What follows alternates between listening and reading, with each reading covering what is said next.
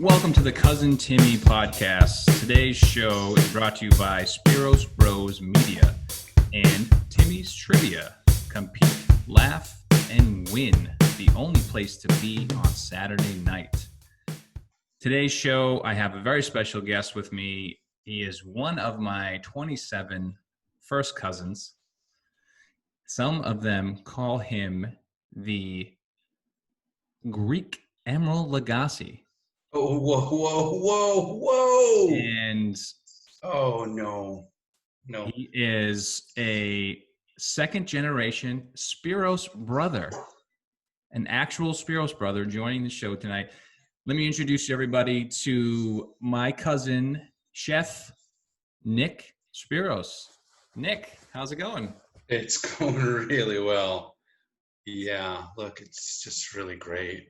I've been up, you keep me up late now, Timmy. You know, you're on West Coast time and I'm on East Coast time. And luckily I stay up late anyway because I'm a really hardcore drinker of olive oil. I have some of this, excuse me. That's what keeps me going, really good olive oil. Yeah. Nick, ladies and gentlemen, is one of my most vibrant cousins. If that's the best word I'm looking for. I'm sure there are other great adjectives to describe him. But today... I've been called an asshole a lot. I'm sure he's been called that and other worse things as well. But he grew up in the big family and is used to getting picked on and beat up, so he's got to learn to fire back. And I caught the brunt of most of that at our large family parties when I was a bit younger. Yes, now I get to use knives, and it's all good now.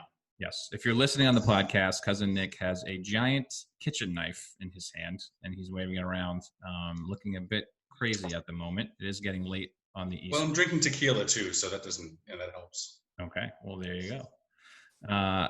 So Cousin Nick is a chef, and today we're going to talk about being a chef and his background, and we're going to talk about some food that you guys can cook at home during this quarantine, some of his favorites. He's going to give us some suggestions on stuff to cook.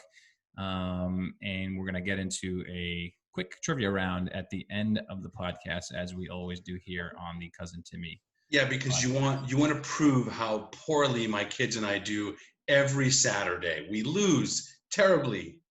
Yes. Usually not my fault because I'm way too smart for this.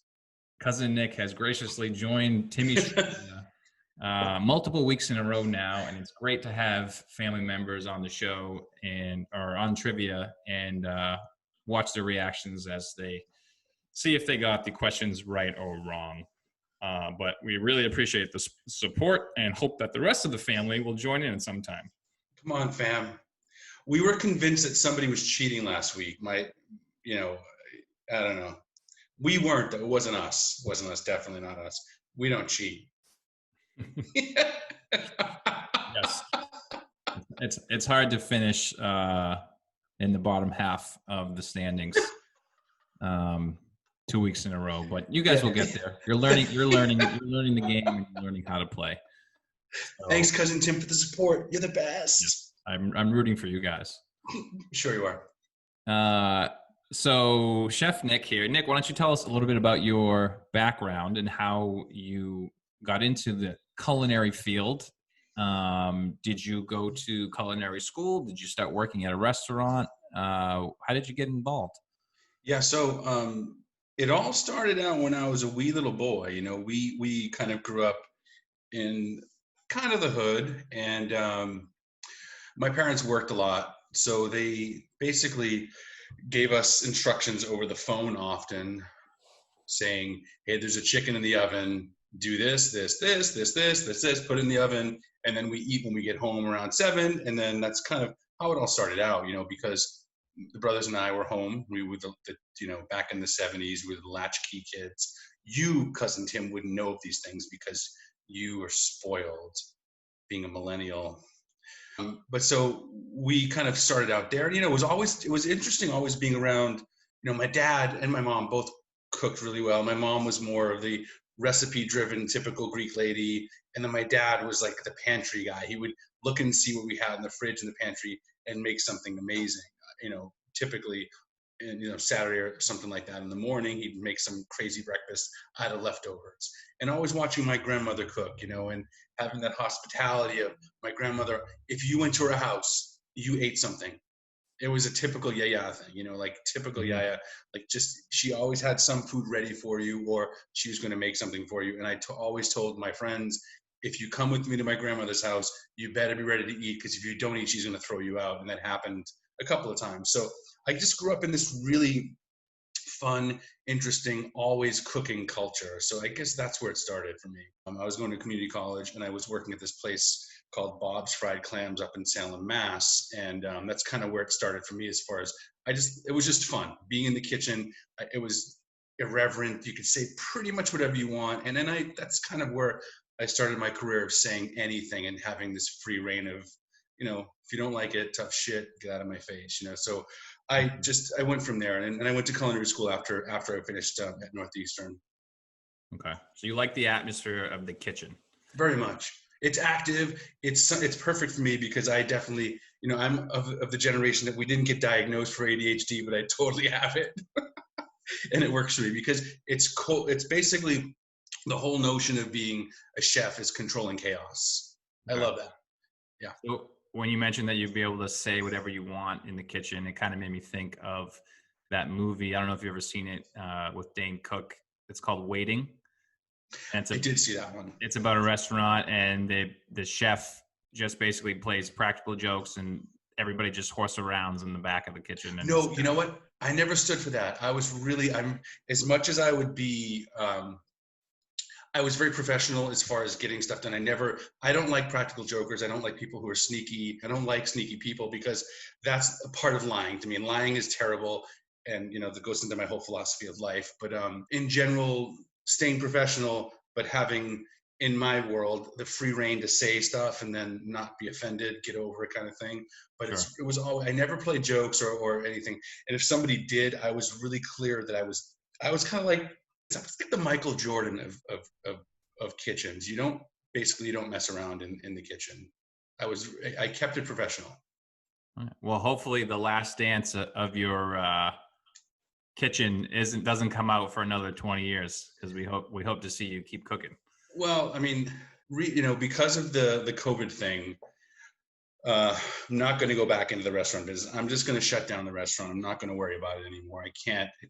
It's a lot of burden to not have income for such a long time, or not enough income. So I decided that it's a good idea not to do that anymore, and focus on just being a dad to my teenage kids, because they need that, even though I kind of thought they would be okay without me for a while. Okay. So Nick just had his own restaurant for 3 years. And before that, when did you start after culinary school working in the restaurant business? Did you start as a sous chef, a cook? What's the correct terminology? No, just you People basically like being called a chef, or do they not like the word cook? Well, the truth of the matter is, we're all cooks, right? Right. If you work in a kitchen, you're a cook. Just the difference between the hierarchy is that the chef is the one who creates the menu, is more of the creator.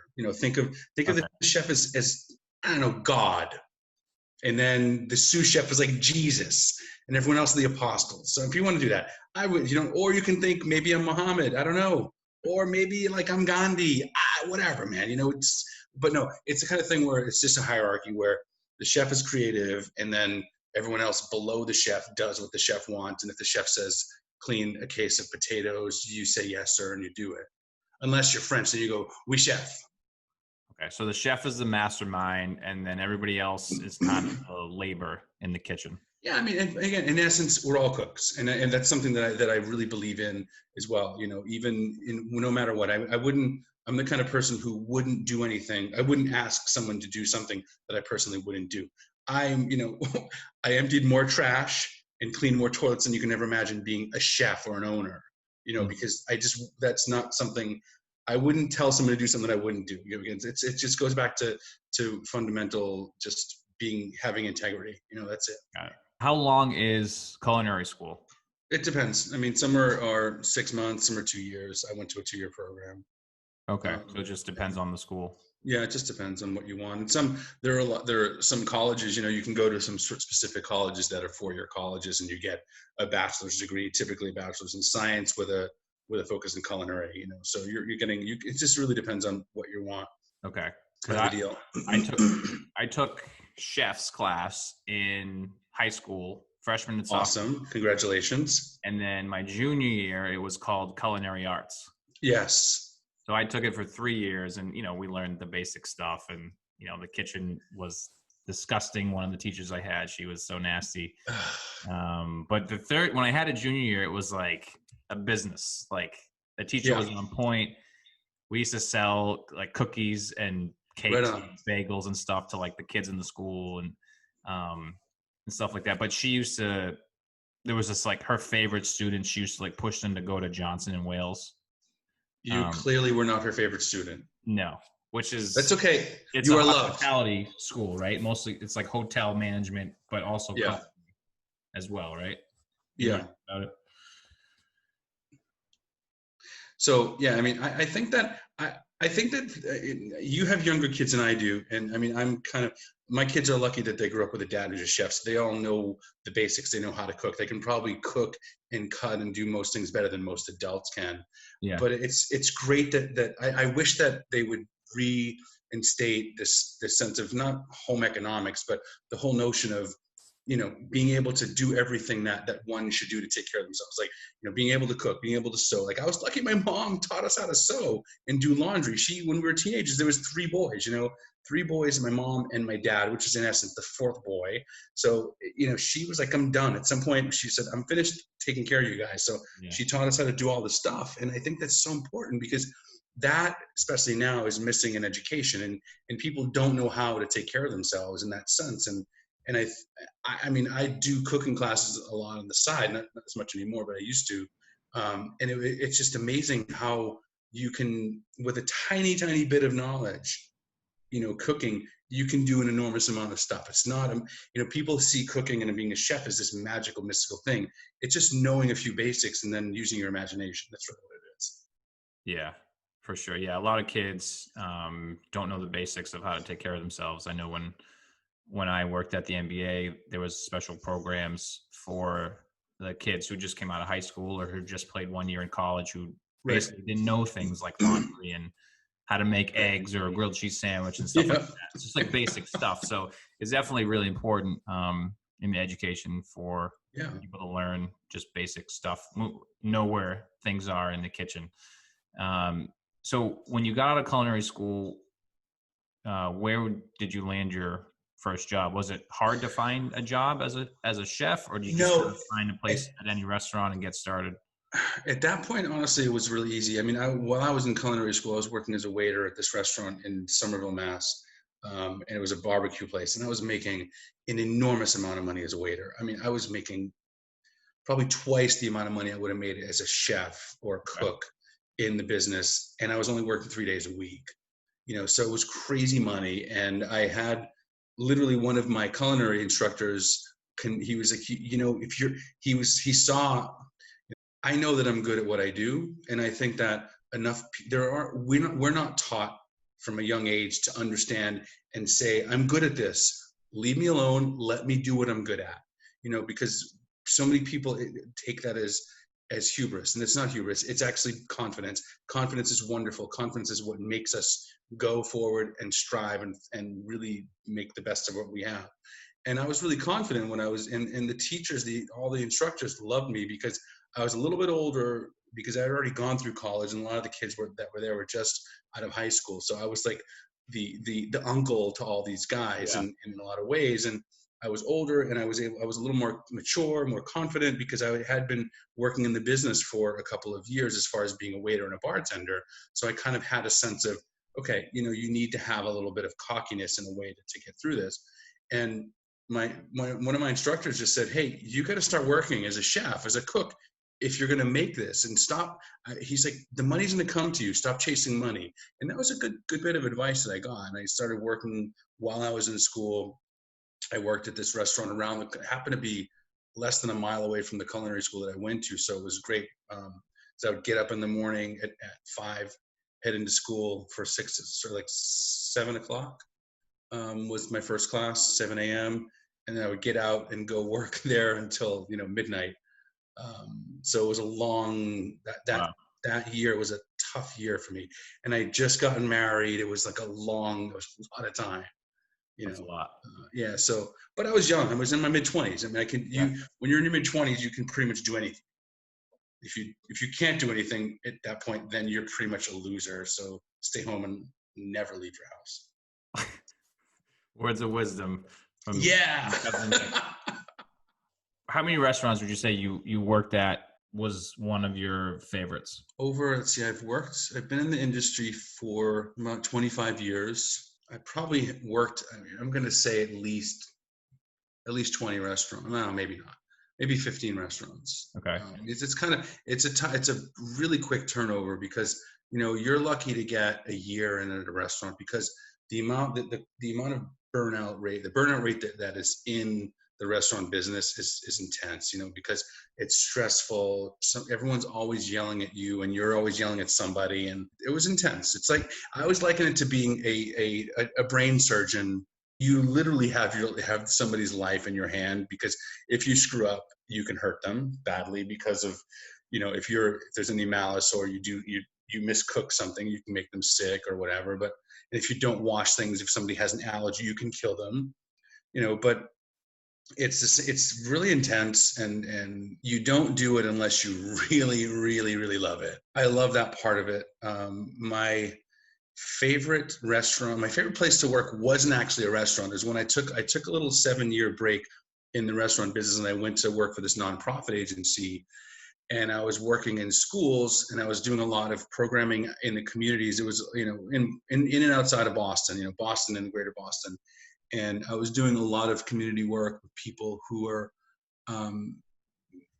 at risk, I guess we can say, right? We'll be politically correct here.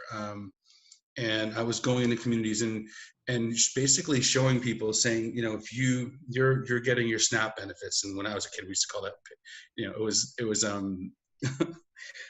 it was food stamps, right? But now they call it SNAP. It's a lovely little acronym.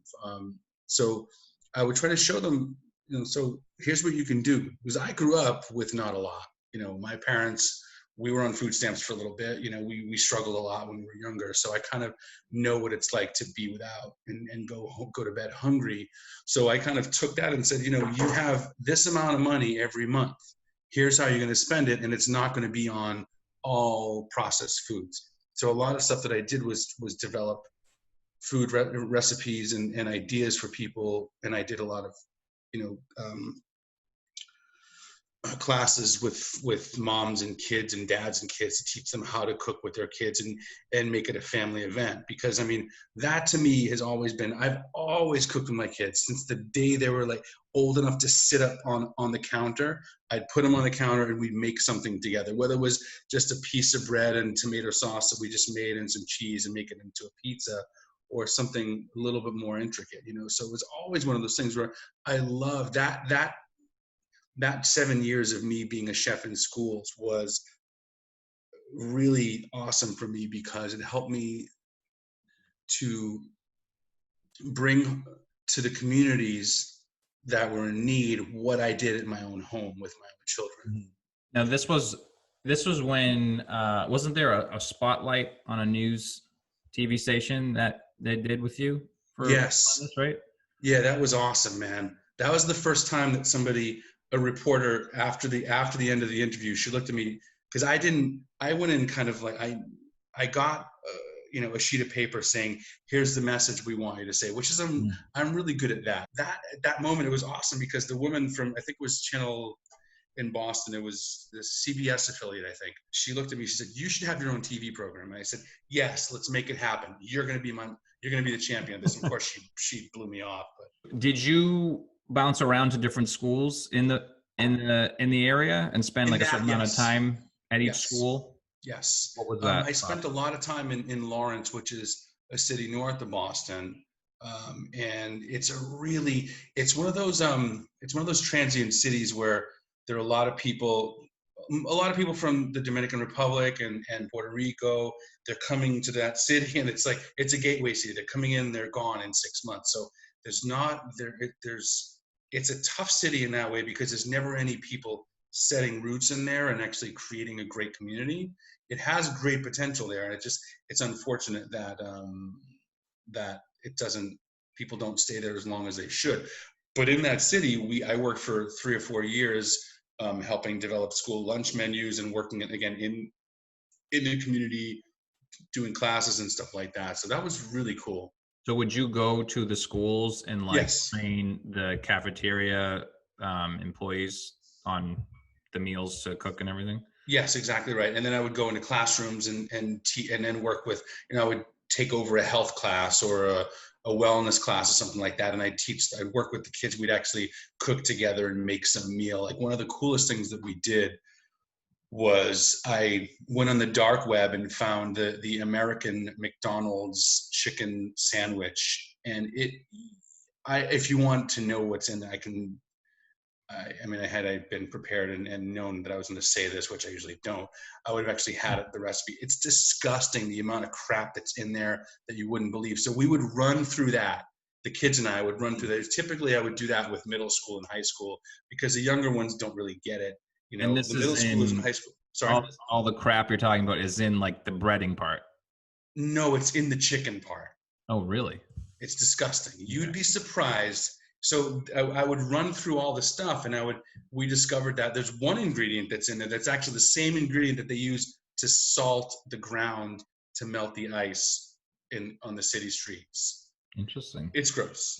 Anyway, so then we would make our own version of the McDonald's chicken sandwich, and kids would be like, "Oh man, this is so much better." And I'm like, "Right." And you saw how easy it was to make it. We went from making the mayonnaise to grilling the chicken, and it's like it was that easy. We did it all. I had each kid help out in some way, shape, or form. Nice. That's Yes. awesome. It sounds like you got a lot of fulfillment out of that, and Yes, help a lot of people at the same time. Yeah, and that's definitely was one of my favorite parts of being a chef. Awesome. Let's switch gears here quickly. When did you get your first head chef job after school? Was it right away or a few years? No, it was a few years in. I was probably about 3 or 4 years cooking, and I was a sous chef. And then a couple years after that I was, it was probably, I worked at one place in the North End, Boston, this place called Sage. I was a sous chef there. There were only 3 of us in the kitchen. So I guess I was the second guy there, right? So I had to be the sous chef, but that was, a BS title that I had. But we had a great time in that kitchen, even though it was normally like 130 degrees in there. And then I worked at a couple of other really fine dining restaurants as a sous chef. And then I took a job as an executive chef. And I was at that spot for a couple of years. Okay. So that was right when my daughter was born. It was like 2000 that I took that. It was probably about almost 5 years of being a cook. All right, about 5 years. So from what I remember, if you tell me if I'm wrong, you were on the cover of a magazine with a fish in your hands at some point in your career. Is that right?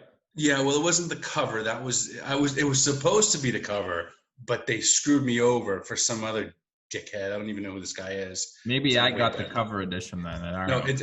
It's one of the most baller pictures because the cool thing about that day was I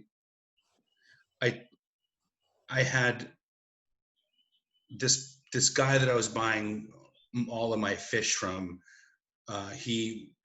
He was a fish. It was a company that took all the day boats, which day boats are guys who literally go out at 4 o'clock in the morning. They come back by like 3 o'clock in the afternoon, and you're getting fish that's caught that day. So it's insanely fresh. And I demanded, and if you can imagine, I would literally, if I didn't think that it was what I wanted, I would call him and scream at him and send it back. I said, "You effing know better than to do this to me. How dare you?" And I would play the victim. And I was basically being a Karen for a while. It was great. And because I wasn't old enough to be a Susan just then. Now I am. So where were you working at that time that you were That was when I had this restaurant up in Gloucester okay. called 197. That was the place where I was probably at my best. Because I was super creative.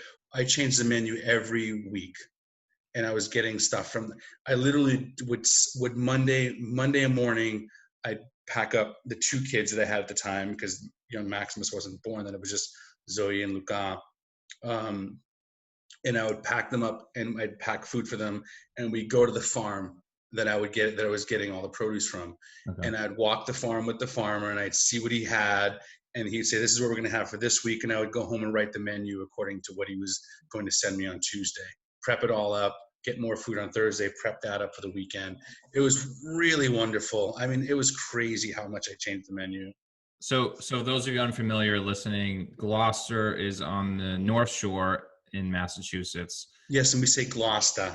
Gloucester, and it was right on the beach. So yes, was talking about the fish. I assume your restaurant there. Yes, mostly seafood, right? Yes, and I'm getting back that fish thing too, just so you know. So that what was the name of that magazine? The Bostonian? That was Boston Magazine, yeah. Boston. I got Best of Boston in that twice. I'm freaking serious business show. Yeah, you guys. This is a celebrity chef right here, everybody. And I was on, I've been on TV a bunch of times, so it's cool. I'm gonna get back there one of these days. I have a plan. So that fish, the Boston Magazine, they said we want to do, we want you on the cover, and we want to take all these pictures. So they sent a photographer. I called my fish guy and I said, can I use one of your spots on the dock to take pictures? And then I need a wolffish. A wolffish was one of the fish that I kind of championed. And I know that I'm going to probably sound arrogant in this one, but not very many people were using it at the time. But prior to opening that restaurant in Gloucester, the place where I was my first executive chef job, we had this thing called, it was like we called it the cast iron chef. So every Monday I would try to take the day off, and we'd have a guest chef come in and do a unique menu that they, whatever, so I would just, because all these different chefs and cooks came through that restaurant in those 2 years, like I was one of the only people using wolffish at the time in the city. So it was cool because everyone got it. And then unfortunately then it kind of got overfished and they had to stop. They stopped being able to sell it. I don't know if I've ever had that before. Oh, it's so good. So wolffish, the French call it loup de mer, which means wolf of the sea. And I'm sure that anyone who speaks French would probably laugh at my freaking pronunciation of that, including my middle son, Luca. He's like, you can't speak French, shut up. And I'm like, okay, whatever. 16-year-old boy. No, he's 17. Crap, yeah. You're losing your mind already. Oh, man, that's what happens when you get to be a middle-aged guy with a dad bod. So we got this fish, we got the wolffish, and it was still in rigor mortis, which if you don't know what that means it was so fresh that it hadn't even, it had stiffened up. Because as you know, when something perishes, it stiffens after a while and then it relaxes. So I got this fish and it was still in rigor mortis, and I was shaping it into different shapes, and I was holding it by the gills, under the gills, and it was the coolest stuff ever. And I think that they didn't pick the pictures and they didn't put me on the cover because the fish was so ugly, but it made me look really handsome. Now, do you have a picture of that framed in your house?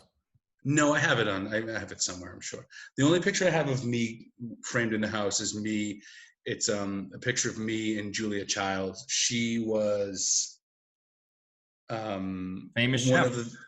Yes, an amazing. She basically brought cooking to the next level in the States.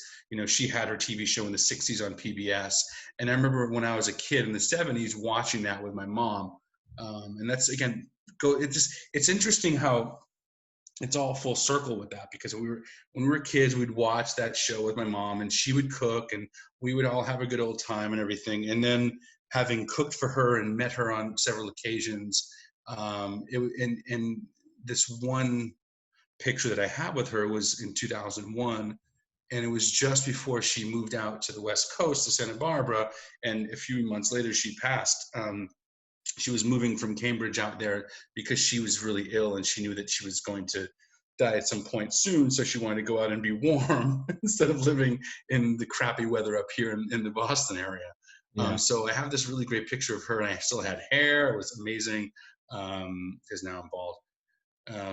So would you say she was one of your inspirations to? Oh man, without a doubt. She was so graceful, like probably one of the most amazing and graceful people that one would ever meet, you know. And like, I still remember the things she said to me, and we were just sitting there talking, and she just said, you know, all this wonderful stuff. And I remember the one time that when I was in culinary school, I was receiving this award for this foundation, from this foundation. She was the presenter, and I was recently married, and they were like, yeah, you can bring your wife. And I said, no, but I need to bring my mom and dad too. And they were like, well, you can. I said, well, then I'm not going to take their award. How about that? Go fuck yourselves. And they're like, no, Will, you can come. So like, my mom and dad came, and my mom went over to Julia Child, and she was talking with her. And one of the sweetest things she said to me, when just before she was about to give me the award, and she was whispering in my ear, and she said, you know, dear, your mother loves you very much. And I was like, and I started to cry, because when you hear some other woman tell you that, you know, this woman who is like that stature telling you that she literally listened to my mom talk to her for 10 minutes when she didn't have to.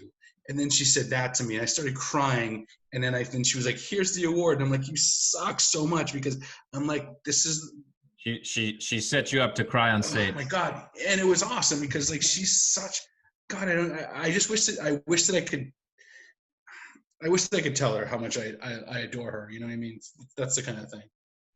That's awesome. That's a great story, Nick. Thank you. That. And I usually cry when I tell that story. So I guess I'm not interested in crying today, because if we were sitting face to face, I probably would have started crying, because I'm just like, it's very emotional for me. She has a special place in my heart. And you know, having been able to make meals for her, and have her give me confidence and give me praise, and also give me, you know, some pointers on what to do next. You know, she was a champion for women in the culinary industry, but she was also just in general a champion for all of us as chefs. So it was just amazing to have her in my life. Awesome. That's great. Thanks. So I want to talk a little bit about cleaning, and then we'll get into some of your favorite foods and some suggestions, hopefully from you. How often do you cook at home, or at least when you had the business, or when you were at home, because you probably weren't at home very often before that? When you were home, like, did you want to keep cooking, or did you get takeout a lot? Or I loved I love cooking, actually. And when I was at home, I tried to cook as much as I could.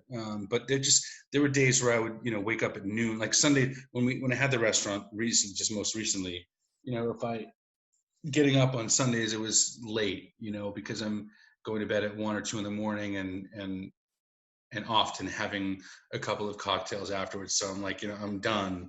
right. So I'm in bed, and then, you know, I'm waking up, and then the boys are here, and my daughter Zoe lives with me, and the boys live with their mom. And so they would, you know, when I had the restaurant, their mom would drop them off right around noon, which is perfect, because then I would get to sleep in. And we would sometimes make dinner or breakfast or whatever, and I would try to make dinner for them. But now, I mean, now that during, you know, I have a new thing. I call it BCV, which is before coronavirus, and ACV. We're not in ACV. I don't know what we're in right now. We're in coronavirus time, right? So it's like for this time, I probably have cooked more at home than I have in my entire life, which is magnificent. So pretty much the kitchen is always in a state of either dirty or being cleaned at home. So that's my other question. So I have not gone one day without seeing an empty sink at my house during this time. Oh yeah. I'm running the dishwasher every single night. You're lucky you have a dishwasher. There are dishes on the counter. There are pans everywhere. It's impossible to have everything clean when you're cooking 3 meals a day at home, and we have 4 people in my house. Yeah. And sometimes the kids use 4 plates for one meal. It's so annoying. So my question is, I guess a lot of people I'm curious what other people do when you cook a meal. We'll use not during coronavirus time. Do you typically clean the dishes like right after you cook, before you eat? Do you eat and then clean them, or do you leave them, say, for dinner until the next morning? That depends on how much wine I've consumed during the time. Okay.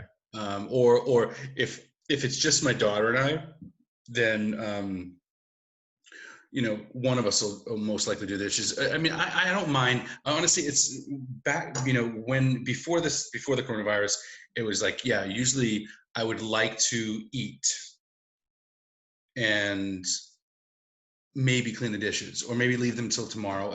I'm not someone who, again, I think that meal times are always special to me, and I grew up with that. We as kids, we grew up, even though my parents worked a lot, they always made sure that we had at least 3 meals a week together, Okay. as a family. And I remember always, one of the coolest things that my dad instituted when I was a teenager, because my brother Jim was such a screw off in so many ways. He did some things that a lot of he was the one who set the bar really high. So it was awesome. I could pretty much do anything minus murder, and it was okay.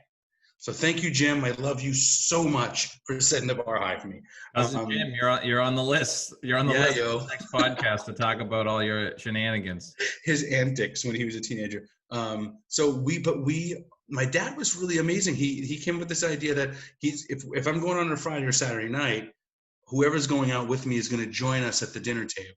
So we had friends over. So I had my friend Darren, who came over. He was pretty much there almost every weekend because, he didn't tell me this until, a few years ago when we reconnected. After, we've been friends since we were 16. And we took a break because he had moved away he went to Tennessee and lived there for a while. And so then when he came back, we reconnected. It was perfect timing because I had just gotten divorced. And so it was nice to reconnect with an old friend. And he said to me that if it wasn't for the family meals that we had together as teenagers, that he joined us, he would have been lost. So it's amazing how wonderful, and I've carried it over now. It's like, if the family meal, if the meal is going a specific way, like if the kids are talking, I have 3 teenagers. If teenage kids are talking and I don't have to say one word, then it's a beautiful meal, because that way everyone's talking, everyone's getting what they want to say out, and there's just great discourse. And so then the dishes stay till tomorrow morning. The cleaning stays to the next day. I don't care. I'm not someone who goes crazy over it's got to be clean before I go to bed. If we're sitting at the table and we're talking for 2 hours, the dishes aren't getting clean. Who cares? Right. You know what I mean? That's how I look at things. And especially now, I'm with you, man. Like, you have 4 kids. It's just, for the most part, it's just Zoe and I, and the boys are here on the weekends. And, I don't mind doing all the dishes. And my daughter's like, I feel so bad. You're cooking and you're cleaning. I'm like, listen, you're in college. You get a free pass right now. You get to you're focusing on getting your schoolwork done, and that's it. You know what I mean? And she was supposed to be away in Europe, starting, I think, in a couple of days, but of course that got changed up. No. Everything got canceled and shut down in Europe too. So, this whole notion of, sorry? So you put the dinner is family time. Oh man, yeah. It's a time to kind of enjoy and make sure everybody kind of talks. And yeah, it's a great check-in. I started when they were younger, where I would start out by saying, hey guys, look, check out what I did today. It's modeling, it's typical, it's child psychology 101. Mm-hmm. You basically teach the kids how to speak, how to talk about their day, how to express themselves. And all of a sudden you just let it go. My kids are so awesome. They would literally, we've had conversations about things that I would never even imagine. Things like outer space, things, we're talking from outer space to inner feelings. It's like, one of those amazing things that it's so cool how a family meal, and we do a lot of cooking together. We try to cook a lot together now that they're older. And even when they were younger, we did it a lot too. When I was home, when I had my days off from the other restaurants, we'd make pizza dough. And that's it's easy because, the adults making the bulk of it, and you give the kids a tiny bit in there, you're showing them how to knead the dough. and it's just really simple, and they're so enthralled by it. And then the science of it, because it's a lesson, because when you're teaching them, look what you do, you let the dough rest, you cover it, and the heat, it's building and it grows, and then all of a sudden this is how it rises in the oven. It's a wonderful thing. It's a great, because I think bread's a wonderful thing to do with your kids, and pizza, because it teaches patience. This is a great segment here. Talking about pizza. I wanted to get into this. This is a good time to bring it up. I feel like there's been a frozen pizza fad going on right now since Don't do it. coronavirus started. Barstool Sports is pretty well known in the Boston area. Yes. We call it Barstool. The guy, Portnoy, who runs it, he does a pizza review almost every day. He's done during quarantine. He does it every day. He's been doing frozen pizzas, and he would go around beforehand for a couple of years and do pizza reviews at different restaurants and so forth. But he's been doing pizza reviews, and he's been doing it for like 2 months now. And a lot of companies saw that he was doing that, so they would just start sending him pizzas for him to try them. So like the first 10 reviews, I was like, all right, I'm going to go try these pizzas. So I went to the grocery store. I bought, they had like 4 or 5 different ones that he had tried. Yeah. I was like, all right, he said these ones were good. I'll get these. So I got him. Like we very rarely had frozen pizzas in our freezer. But we would get pizza maybe once a week or once every 2 weeks. Not super often, but once in a while. I mean, my kids are still little, so they don't eat too much. So I end up basically eating the whole pizza myself. Good for you. But I want to get your take on the frozen pizza, what the quality is of the standard grocery store ones. And then obviously there are companies now, well-known pizza places like, I know a friend of mine recently got a shipment from Lou Malnati's, which is a deep dish place in Chicago that's very well known. He got like 6 pizzas in dry ice box sent to him, where the quality should be pretty good. But some of these other pizzas, have been known to be like cardboard or cheese. Or I wanted to get your take, as a chef, what you think of the frozen pizza. I think I've tried 2, and I decided that it was the worst thing in the world. Yeah, it was like I'd rather eat that freeze-dried ice cream that they send the astronauts to space with than eat a piece of cardboard with gross, janky cheese and I don't know, whatever kind of peppers. I don't even know what they did there. So yeah, the answer is no to me, because I'm going to say, especially now, like I think that, even prior to the coronavirus thing, if I was going to make pizza, even if I didn't have the time to make the dough, I would go to the market and get dough. Like you can buy, most supermarkets will sell pizza dough, and you can stretch it out and make your own sauce. And honestly, like, come on, it's so easy to make pizza sauce. You get a little bit of, Zoe, do you want to come and say hello? Nope, she's done. She's going to bed. She's pissed at me for keeping her up, I think. So going to the supermarket, getting some dough, and making tomato sauce it's really simple. You chop up some garlic, you chop up some onion, you put some olive oil on the pot, and you cook that, and you take canned tomatoes. If you have fresh tomatoes, amazing, but canned tomatoes, throw that in there, some tomato paste, stir, salt and pepper, and then finish it with basil, and then an hour later you have amazing pizza sauce, tomato sauce, which then you can portion off and throw in the freezer, and then you can have that for the next time. It's like, I'm someone who's really big on, if you can make something, especially tomato sauce or meat sauce, you're gonna make a big vat of it and put it in the freezer. That it doesn't make sense not to. Basically made your own frozen pizza, but the ingredients that are. Yeah, exactly. I mean, you can take, if you're getting pizza dough from the market and you have your sauce and you get your cheese and you're done. It's easy. Yeah. And a pizza stone, you can get those. If you want to, you can probably I'll give you one. I have a couple. Who wants one? So part of the problem is, like, as soon as this quarantine happened, everybody went to the store and they were like, no yeast anywhere. You can't find yeast anywhere to make a pizza. Yeah, just like, dude, from under cheese. Come on, kid. It's crazy. So I think I made English muffin pizza one night, because it's like I can't buy yeast to actually make a pizza. Yeah, yeah, that's tough.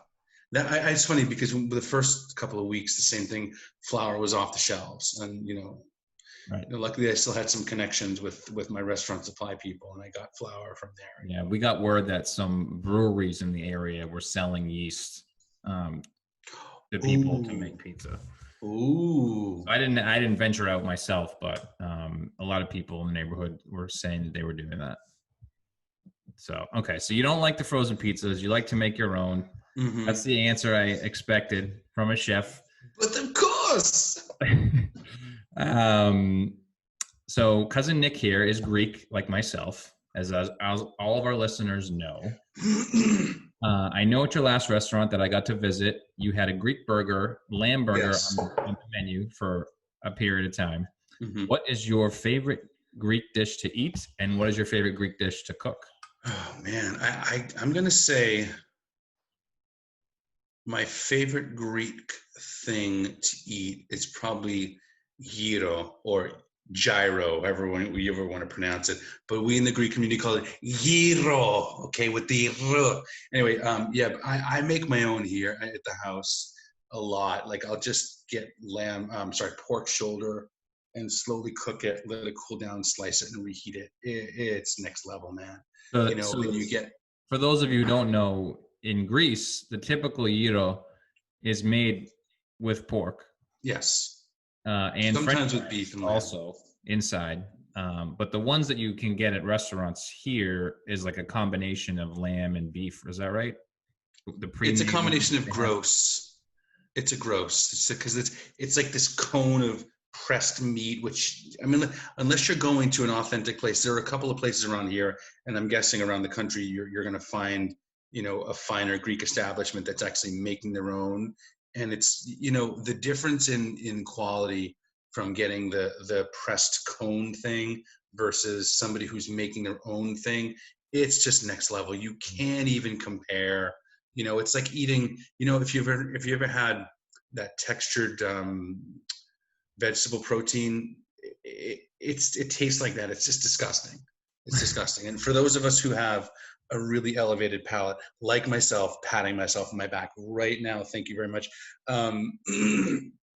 It's hard to, once you've eaten the real deal, it's really hard to go back to anything else. So, and again, that's easy to make. That's like one of the things that if you have an oven and you have a few spices and some garlic and some salt, you can put that in the oven at 250 degrees for about 4 hours, and then take it out, let it cool down, and then the next day you slice it really thinly, warm it up carefully, and you get those pita breads. And you get, even if you don't want to make tzatziki, which is just all it is simple. It's Greek yogurt, which is strained yogurt, shredded up cucumber, garlic, and a little bit of lemon juice. And if you want to put parsley or dill, you can. You can buy tzatziki at the store, and like you make these pockets, and it is so good and so simple. And if you want to be amazing, you put some chopped onions and chopped tomato in there. And if you want to next level old school it, then you get some French fries and put that in there too. Wow, I'm getting hungry just listening. Yeah, that is one of my favorite foods to eat, and it's a cool thing because it's kind of a street food, and I love street food cultures. Honestly, one of my favorite food cultures is Thai, because they have such an amazing street food culture. You can just walk on the streets there and get an amazing assortment of anything. But digressing, going back to our culture, and as far as my favorite, so the favorite thing to cook and eat is gyro. I love it. I think that might be my favorite as well. Yeah. My wife is really obsessed with pasticcio. That's good. I think the problem with that stuff is that if it's not made right, it's just not good. The same. I don't know. I'm afraid that's a tough one, because I don't know where to start with the special cream sauce and stuff. I've made lasagna before, but yeah, when it comes to pasticcio, I get a little nervous and just buy it at a restaurant. Don't get nervous, man. You can do it. You can do it. Okay, so the gyro is Nick's favorite to eat and to cook. Makes sense. I think so. I mean, I think a close second would be the little cookies, if they're made right. My mother-in-law used to make the best ones. They were they call them Kudalakia? not the kulurakia. They're I'm sorry. It's getting late for me and my brain's slipping here and I can't remember the name. It's one with powdered sugar on it.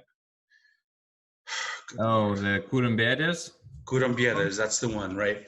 And my mother-in-law used to make them, and they were so like you put it in your mouth and it just melted. It was just it was so much butter in there. Mm. Oh man, it was so good. Like literally, you didn't even have to chew it. You can hold it in your mouth for 10 seconds, it just melts because, yeah, that's probably my second favorite thing. But I'm trying to stay away from eating.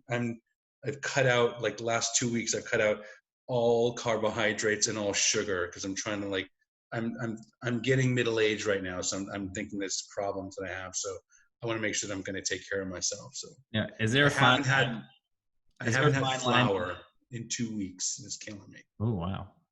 I Hasn't know. been flour in foods. My favorite foods in the world is the panini sandwich, like a pressed sandwich, toasted on the outside and warm in the middle. That I could eat every day, Oh, okay. and I did that. Once we got like once we started with the coronavirus thing and being home, I was making a lot of pressed sandwiches, and then I realized that my body was hurting, and that's why I started thinking maybe I have a gluten intolerance. So, Oh. getting old. Hashtag old. Do you have an air fryer? I don't. I've seen them before. Those are cool. I think those are really They're cool. very hip and popular right now, and my wife Yes. wants me to get one. But I was telling her that if you use the broiler in the oven, it does the same thing. But Well, not necessarily because you're getting with the air fryer, you're getting a different kind of heat. It's a drier heat, and it's. I've seen people use them. I was a friend of mine warmed up some little things like she went to Trader Joe's and got a bunch of little appetizer things. You can buy those, which are for packaged food. They're what are they there's the spring rolls, but the chicken and lemongrass ones from Trader Joe's. This is not a plug for Trader Joe's. Sorry, I'm not doing that. But they were really good, and the air fryer thing, they made them really crunchy. So I don't have one, but I would buy one if I were to do that. But I'm okay with frying things. Okay. Can't you see, fat boy? Good to know. Good to know.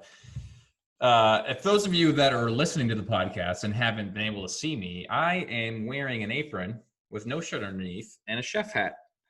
You're very sexy. And I'm wearing a Beastie Boy shirt. And Cousin Nick is wearing a Beastie Boy shirt. Old school. Yep. All right, cool. So Greek dishes. Talked about your favorite cookies. I have a quick trivia, but before we do that, give us two quick meals. You already gave us the gyro. You told us how to make that, which was great. I'm going to try to do that when I go to the grocery store next time. Give us two other quick meals that we can make at home that maybe are like less than 5 ingredients. Well, I think that one of the things that I love doing, and I've always done this with the kids, and when the kids were younger, I know that you have younger kids, and I know that some of your listeners may have younger kids as well. And I don't remember. I'm gonna give the props to my ex-wife on this one, coming up with this idea of course night. So course night was like kind of our take on leftover night.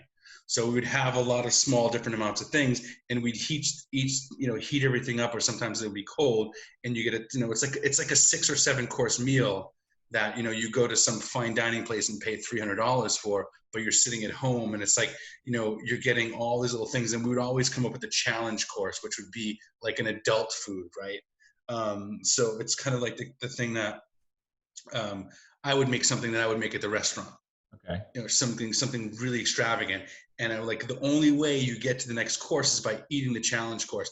And usually the challenge course was at the end, because then after that was a scoop of ice cream or something like that, or a marshmallow, something small, sweet, you know what I mean, or a cookie, whatever it was. So it's like it really encouraged them to try something.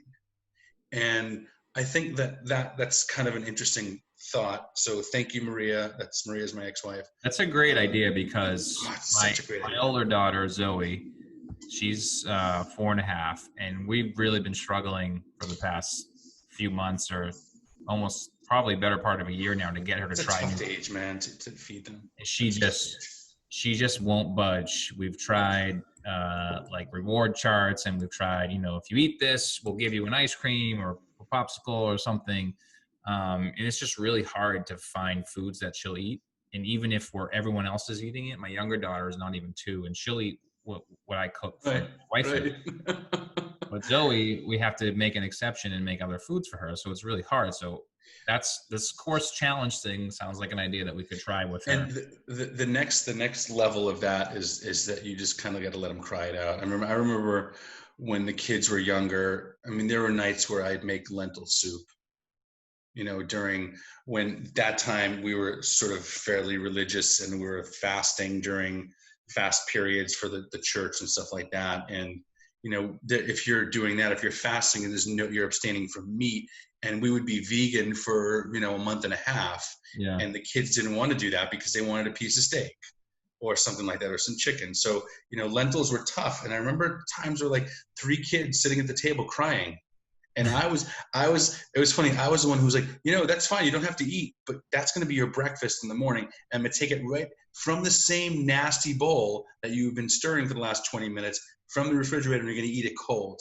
And of course, like their mom was, awesome mom that she was. And she was like, she would like sneak something on the side, but they learned that there was only one meal, and no one made special meals for you. And the whole thing with the course night was that it was kind of like, everyone had something that was cool, and even it kind of took on a new form. The course night took on a new form, was that I would then have like this big, the Greeks traditionally, and a lot of Mediterranean cultures do this, they'll have like the mezze table, like a table spread out with all kinds of different things. And even if you go into Southeast Asia, there's like a bunch of like 5 or 6 or 7 different food items on the table, a big plate of rice, and you're eating whatever you want. But the trick is to get everyone needs to try something. And I would always tell my kids, and when I worked with kids for those 7 years, I would say, listen, you don't have to like it. You're going to try it. Your choice is to try it and like it, or you try it and to not like it. Those are your 2 choices. Because I always tell my kids, you have a choice in everything. Your choice now is to try it and like it, or to try it and not like it. And if you don't like it, that's okay.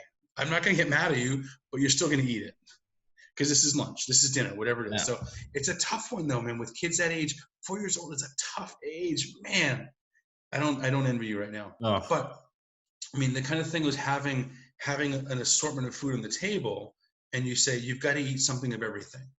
You can certainly eat, if you like more of this, then yeah, eat more of that. But you're going to try this too, and it's a great way to introduce new foods and to get them to understand that this is what we have to eat. And, I think that it was more, for me growing up, it was like, okay, this is food. I'm going to eat it no matter what, because this was the one or 2 meals that I had for the day. I didn't have a choice often. Right. And I don't mean to sound like sad and oh, woe is me kind of thing, because I grew up and I'm like, I'm totally okay. I made it. But, I think that, I'm sorry that I got sidetracked here with what we're talking about. What was the question you asked before? 2 quick meals. That was a really long meal, man. Sorry.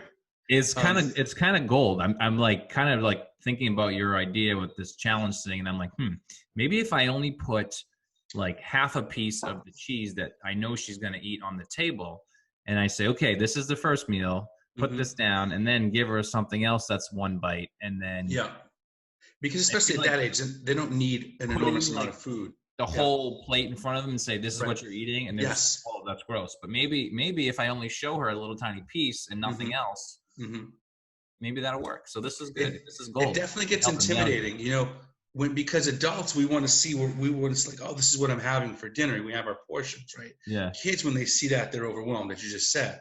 And so I think that doing, here's, and even if you have cool, like if you get those little Asian spoons, the ones you get, you can eat miso soup with, you put something on that. It's like, make a cool presentation of it. I mean, don't go crazy and bananas and spend all kinds of money, but, because, the kids need to understand that also at the same time, this is the meal, this is what we're eating. And if you want to cry, go ahead and cry, because I still love you. And my kids hate when I say that. They're pissed at me. Like, yeah, I still love you so much. Like, what does that have to do with anything? I'm like, my love overtakes everything.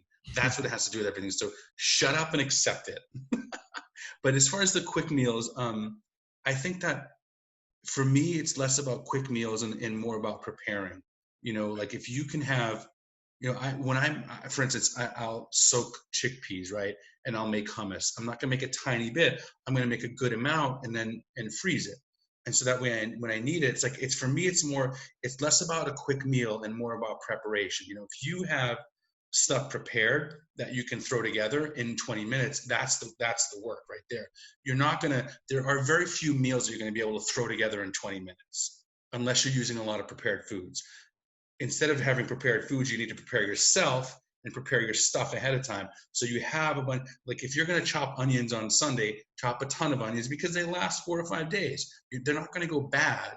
You keep them in a baggie or something like that, and you take what you need for your next meal. Because a lot of times, just that chopping onions and chopping garlic is the tedious part.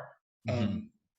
And so if you get to the point where you can understand how to prep, that is like really huge right there. So spend the time once a week or twice a week. Prepare a lot of stuff that you can use in many different meals. Yeah. And that way, when it's time to cook, you're not spending the time doing the tedious right. And in the kitchen, the professional kitchen, we call that mise en place, which means that everything has its place. So you're basically, if you have your stuff ready and prepared, all you're doing is grabbing it, cooking it, and you're done. And I know that sounds daunting because then it means you're going to take several hours on one day to prepare stuff. But in those several hours, the kids can, if you have kids, maybe you don't have kids, a loved one, you can do, it's a great little project to do together because, I mean, there's nothing better than peeling onions and crying together. I like that. Peeling onions and crying together. Just made that one up.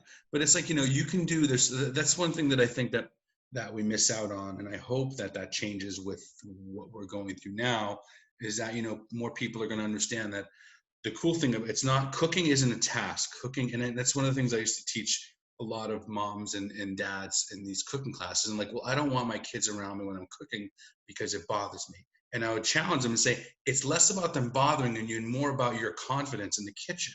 So when you have confidence in the kitchen, then you can tell your kid, come here and chop this. Like there are some meals where we're here, the four of us, my kids, my 3 kids and I, and I'm literally sitting at the table doing nothing and they're doing everything. And they're saying, what do I do next? I'm just explaining them. And I've challenged people, I've challenged chefs. And I'm like, hey man, listen, I'm going to sit down and my 3 kids are going to cook and they're going to outcook you because I'm that confident in giving people advice and guidance on how to do things that I'm going to whoop your ass and not have to do a damn thing. Wow. That's how good I am. That's how you roll. I'm the best. He's the best, ladies and gentlemen. No, but it's interesting how just like everything else, it's cooking is a part of the family, right? You need to take care and nurture the family in a way that we're as parents, or even as if you don't have kids, you're just a couple, or your friends, you can gather and still have fellowship in making food. It's a wonderful thing because everyone has to eat. You have to eat. So why not do it together? Great. I like that quote. I'm gonna quote you on that. Everyone has to eat. Why not do it together? Yeah. That's great, Nick. Awesome. So I got a couple of quick hitters for you. Just 1-word answers I'm looking for, and then I'll give you 5 trivia questions I have, and I'll let you go to bed. I know it's getting late over there. No, I can sip on that. It's okay. Okay. How do you like your eggs? It depends. Usually over easy, sometimes sunny side, depending on the bread. Okay. Bacon, sausage, or ham? Bacon. Yeah, bacon. Okay. Burnt, crispy, or cooked just right? Like, I don't like it crispy. I like it cooked perfectly. I'm all about the perfect. Okay. What's your favorite cereal? I don't eat cereal. Okay, good. I haven't had cereal in probably 10 years. But when I did eat cereal, it was Captain Crunch. Captain Crunch. Okay. Yeah. There we go. What do you put on your pizza? Oh man, there has to be chili. No matter what's on there, it's chili flakes on top of it. You like it spicy? I love spicy. Okay. Tacos, chicken, pork, or beef, or fish? Oh, pork. God, pork is the best. Pork guy. Okay. Yes. My nickname is cochino, which means pig. Oh, okay. Take it for what it is. All right. My Spanish girlfriends. Pasta meal, Do you like meatballs or sausage? You know, I don't really like either. I would prefer meat sauce. Okay. But if I had to choose, I think I would choose sausages. Yeah. And what's your favorite pasta to cook? Um, damn. Spaghetti, penne. I think that I like rigatoni or penne, like that tube shape. I like that the most because that's goes well with. I mean, I'm typically I like to make meat sauces and or like a creamy sauce, and I think those pastas go nicely with that. I just made some dentinols tonight. The little, maybe that's not what they're called. The little tiny tubes. They like go good. They go in soup sometimes. Oh yeah, those are cool. Yeah, I don't know. My kids like little things, so it works. Yeah. And what is your favorite dessert? Are you a chocolate guy or are you a fruit guy? I freaking love chocolate. Yeah. Okay. I'll have fruit for breakfast. Then I like, if I'm going to have, yeah, for me, it's got to be chocolate or creme brulee, like a really well-made creme brulee, which is hard to come by. Unless I make it for you, it's not going to be that good. Sorry. Okay. All right. Great. All right, Nick, it is time for the quick round of Timmy's Trivia. And you know how poorly the kids and I do on trivia, so you're going to kill me. I know it. You're going to do well on this. Compete, laugh, and win every Saturday night. Timmy's Trivia, 9 p.m. Eastern, hosted by Speros Bros Media and Cousin Timmy himself. That's me, folks. It's fun. It's fun. Here we go. Rapid fire trivia for Chef Nick. Nick, I'm going to give you 5 foods, and you are going to tell me the country that they are made in. And for bonus points, tell me exactly what it is. You ready? My best. All right. Where are these foods from? The first one is paella. Paella is España. España. And what is it? It's a rice-based thing with a lot of seafood and often chicken. Sometimes, sausage. A lot of seafood, though. Okay. The next one. That is correct, by the way. Thank you. Next one is poutine. Poutine is one of those French Canadian things, and it's just a gravy on top of fries with cheese curds. I love poutine. I used to make the dope ass poutine at my restaurant. Well, there you go. 2 for 2. The next one here, which I have not heard of, is called picanha. If I'm saying that right. How do you spell it? Picanha. It sounds Brazilian. That is correct. Brazil. The spelling. Other than that, I couldn't even tell you. I'm gonna guess. Wait. Let me. I'm gonna save. See, I saved all the dirtiest for last. It has to do with your.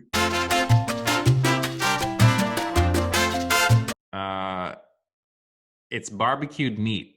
So I don't know if that's. I was close. The correct answer. Sorry, you can cut that part out. Okay, so you got that one half correct. The next one is udon. Udon.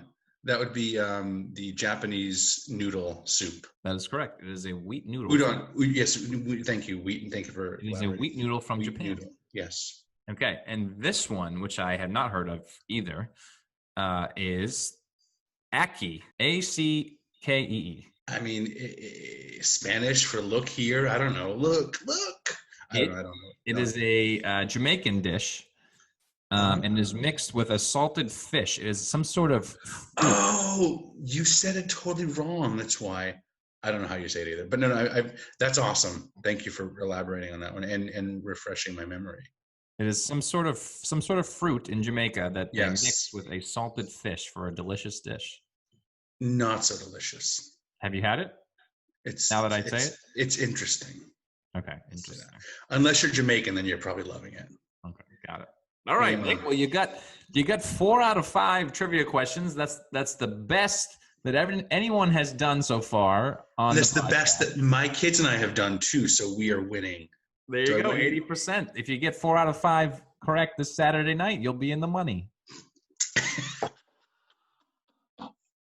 I doubt that's going to happen, though.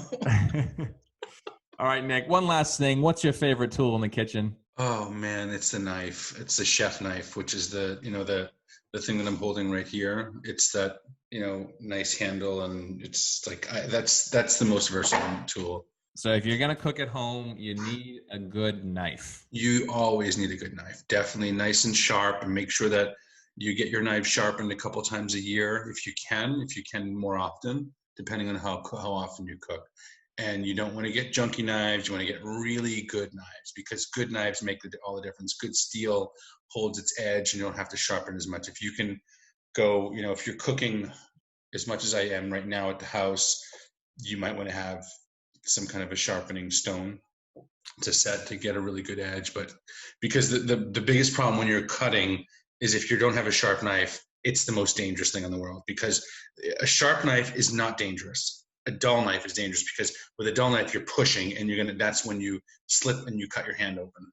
So you have to make sure that you have a sharp knife. We actually have like a sharpening rod that came with our set, and I was actually sharpening it today. Yeah, those things are interesting. Those are good for just straightening the blade, but you still have to get it sharpened.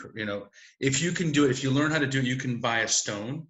If you can learn how to do it by yourself, or you can send it out to a professional sharpener. But I definitely suggest, if you cook a lot, do it a few times a year. Wow, I'm way behind then. We got to get these knives sharp. That's okay. So am I, but I do it. I cook. I have the sharpening steel. The sharpening stone. I do it at home. So. Okay, so I'll order. For a quick fix, you can get one of those little things. One of those multi-two. Yeah, I've seen those machines. Yeah, those are fine. All right, you send Cousin Timmy a donation. Send me one of those sharpening stones. Send it my way. All right, I need one of those. Help me. Are you talking to me, or are you talking to your people? I'm talking to you. Oh, dude. So I just lost a lot of money. I closed the restaurant. You think I'm going to give you anything? How much does a stone cost? More than I can give you. Really? Okay. All right. My kids need to eat. If you're out there, send me a sharpening stone so I can sharpen my knives so I can cook better. Okay. Chef Nick says I need one, so send one over to me. Or go to a secondhand store. You might find them. Secondhand stores are the best place for treasure. It was great having you on. Nick is a second-generation Speros brother. I am not, because I have a sister. But our dads were brothers. They were the original Speros Bros that you see on my background on Facebook, and the Speros Bros vegetable and fruit truck. I found out from my father that the Speros Bros was actually him and his brothers. Mm-hmm. That my grandfather may or may not have actually had brothers. He may have only had sisters. So the truck was named after his sons. There you go. Nick, I appreciate you coming on the show. Thank you for all the information, all of the tips and tools for being a chef. We really liked your stories. So Nick, thanks a lot. We'll share your quick recipes that you told us about. And you have a good night out there on the East Coast. Thanks, you too, man. Love you, Cousin Tim. Take care. All right, cuz. Thanks for being on the show. Talk to you later. Have a good night. See ya.